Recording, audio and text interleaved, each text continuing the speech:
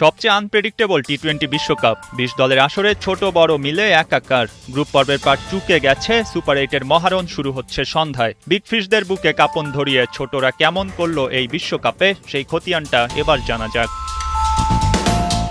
২০ দলের বিশ্বকাপের এটাই মজা, যখন তুলনামূলক ছোট দলগুলো খেলার সুযোগ পায় বড়দের সাথে, আর তৈরি হয় এমন সিচুয়েশন যেখানে ওমান অধিনায়ক অস্ট্রেলিয়াকে হারানোর সেরা সময়টা বেছে নেয়। যদিও গ্রুপ পর্বের শেষ ম্যাচে অজিদের হারানো যায়নি, তবুও ওমান সাহসটা দেখায় বিশ্বমঞ্চে নাটকীয়তা আছে বলেই।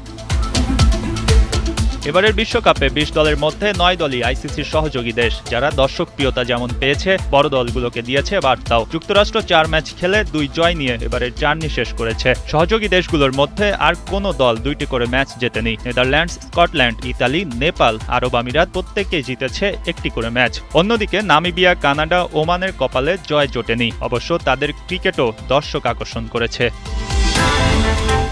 সহযোগী দেশগুলোর পক্ষে কণ্ঠ ধরেছেন অনেকেই। আইসিসির দৃষ্টি আকর্ষণ করে ক্রিকেট বিশ্লেষক, ধারাভাষ্যকাররা সহযোগী দেশগুলোর পক্ষ হয়ে কথা বলেছেন। সবাই বলছেন ওই একটা কথাই, অ্যাসোসিয়েটরা আরও বেশি সুযোগ পাক।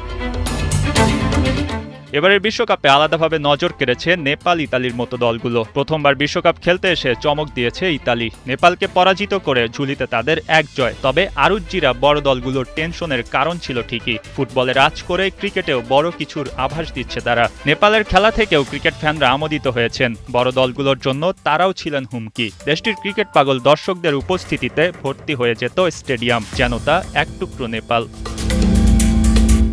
সুপার 8-এ অবশ্য এই দলগুলোর কেউই যেতে পারেনি। এখানে বড় চমক দেখিয়েছে জিম্বাবুয়ে। সিকান্দার রাজার দল রাজার মতোই অপরাজিত থেকে সুপার 8 নিশ্চিত করেছে। ইতালি বা নেপালরা এ ধাপে পা দিতে না পারলেও জানান দিচ্ছে আরও বড় কিছুর। খুব শীঘ্রই হয়তো অ্যাসোসিয়েটদের সমীহ করেই ক্রিকেট পাড়ায় চলতে হবে বাকি দেশগুলোকে।